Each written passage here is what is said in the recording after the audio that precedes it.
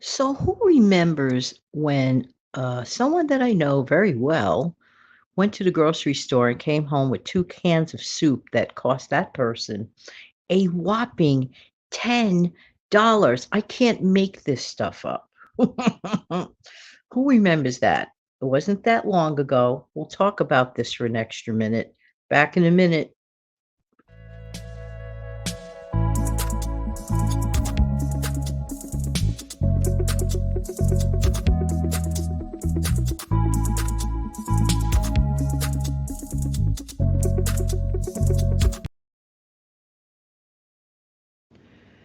Good morning, good morning. This is Jan from New York City. Channel name is Jan from New York City Saves Money. I truly love helping people keep some more of their own hard-earned money. And the last thing that I would like anybody that I know to do, including you or myself, is to plunk down a whopping $10 bill for two cans of soup just because it has a chunky side to it? No, no, no, no, no.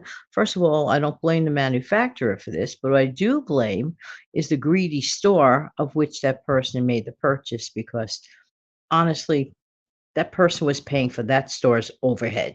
They really overly inflated the price of that soup. And if sometimes some people are just simply not familiar with prices and they or slash rarely go shopping, and I think that person wasn't feeling good that night and picked up those cans of soup practically out of disparity.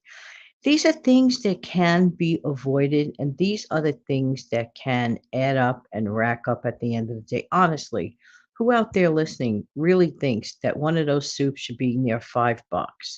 Are you kidding me? Don't get me wrong. I'm not saying they're not delicious. I'm not saying they're not convenient. Yes, they are. They are delicious and they are convenient. So when he heated it up and tried one of them was okay. The other one was like, eh. So he really felt like he threw some money away. So it got me to thinking to remind everyone that, to be honest with you, this type of a soup, this type of a thicker, creamy soup can actually be easily achieved. I know, I know. If you think about it, what is literally inside of those? What's inside of those cans of soup? Number one, in all probability, a whole bunch of sodium. Okay, a handful of veggies, and I mean it like a paltry handful. And as far as the protein in there, like from the meat, if you picked up like a chicken or whatever, in my opinion, not that much. Not that much is in there. So what people are enjoying that's filling them up and makes them feel so good, maybe a few little chunky potatoes. Canned potatoes might be in there, help fill you up a little bit. But it's the thickness and the creamy consistency and that smooth, velvety texture of which you are devouring that is filling you up. And if you pair that with a piece of toast or two or a biscuit, you feel like, wow, I am so full. Well, that's fine and dandy if you don't mind forking out the extra money. I'm not saying $5 worth, but I would say probably the average price of those cans somewhere in the 3 to 350 range, depending on where you live. I've seen it around here for $3.50. Now, I'm sorry. There are ways and there are ways. How many of us have vegetables like the usual root vegetables that we keep around all the time as practically a pantry staple? You know what I'm saying? Who's to stop us from making our own thicker version of that type of soup? Who's to stop us from making a creamy version? Now, years ago, whenever you heard the word chowder, right off the bat, we think of some sort of a fish or a clam soup, right? Fish chowder, Manhattan clam chowder, things of that nature. You right away think of that. But to be honest with you, a chowder is merely a generic term, like an umbrella word that covers a thicker soup.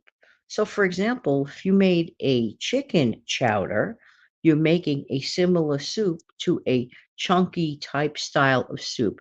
Is this achievable? Sure. You can cut your vegetables a little bit on the thicker side that makes some of the chunk texture. Absolutely. And how to make it creamier? Well, that's pretty darn simple, and that's the scary part. because it is simple. All right, here are a couple of options to make one soup a little bit thicker. Okay, some are roux based, some are cream based, and some are just smoothed out pureed based, if you want to know. For example, if a person wants to make a thicker cauliflower kind of soup, they could just simply puree some of the cauliflower itself and enter it back into the hot soup. And that goes for any of those vegetable based soups, by the way. And I've mentioned a broccoli, like a cream of broccoli soup, which can easily be done in your blender, and it comes out so frapping good. Just saying, just saying. All right. So there's another way. There's the flour and there's the cornstarch way.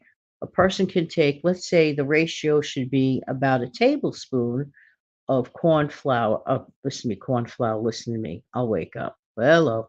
A person could take the ratio of a tablespoon of corn starch to an equal part of cold water and make what is called a slurry. Okay. Mix that together, the water and the cornstarch. Okay. And then you whisk it in to your soup. Okay. Give it a minute or two, whisk it continuous and then continuously, then you'll see your soup thicken up to a nice texture, not too gloppy, not too gooey. You just want it a little bit thicker, a little bit heartier. This is what fills you up. You can achieve the same goal using flour, okay? So flour can also thicken it up. You got to make sure that it's all cooked out as it, obtains its thickness. You don't want to taste like wallpaper paste in your soup. You know what I'm saying? But these are easily achievable things. These are not goals that are like so far reaching and so distant that you can't figure it out. Another way to go is the dairy way. Well, it makes it more of a smoother, velvety consistency, but don't whatever you do, just don't use milk because milk, yes, yes, milk is dairy, but milk has a tendency to curdle in soups. Okay, if you're gonna go for it the dairy way, go the full fat way. Okay, like with heavy cream or with coconut milk. That's the better route to go. You see, these goals are achievable. You like instead of like teensy weensy itsy bitsy vegetable in your soup, so you cut your vegetables on the bigger side. You can achieve your own chunky version of soup. Some of the things that we do are just so easy to do. And some of the things that we pay for, we can easily achieve. Definitely to make our own thicker style soup is one of those. It's just one of those options. Because sometimes people don't want to just have like a thin type of soup. And believe it or not, there are a lot of classifications of soup out there. And if I had a little more time, I would get into it. But seeing that we're in that season, and by the way, a nice hot bowl of soup on, let's say, a December night, when you don't want to eat too heavily, especially knowing that, like the heavy duty eating holidays are around the corner. You want to kind of keep it light. So these are great options. I just thought I'd pass this along to you. They are filling. They are helping you to eat a more balanced diet with your proteins and your veggies. But you don't have to break the bank just to have a thicker soup. Have a great day, everybody.